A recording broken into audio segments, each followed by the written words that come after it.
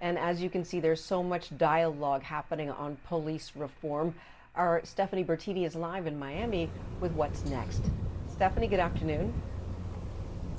Good afternoon, Laverne. So more of the same of what you were just discussing with those two guests. And we saw this dialogue really ignite after the protests we saw in the streets following the death of George Floyd. But of course, there's different people at different arenas across the country that have talked about this for a long time. So what we saw on election night was on the ballot, two different places, these issues highlighted on the forefront, Minneapolis and Cleveland. And we know there were two different responses. You know, what we saw in Minneapolis with the rejection of creating changes, specifically a public safety department that would be an extension of what police do, so to speak, that would add a mental health component.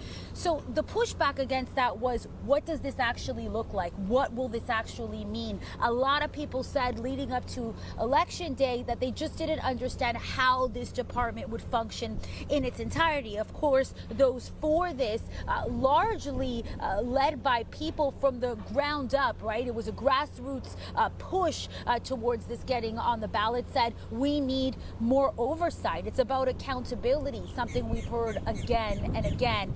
Of course, we contrast that in Cleveland. What we saw is that now there will be more oversight after the changes that will be implemented as a result of the election day. So two different scenarios, but all of it contributing to that dialogue. Something interesting, Laverne, what we've heard is this idea of getting rid of the police. And I think when we really sift through the jargon, we see most people are on the side of it's not about getting rid of the police. It's about changing, it's about evolving, and it's about accountability. All right, thank you so much for that report. Our Stephanie Bertini live for us in Miami.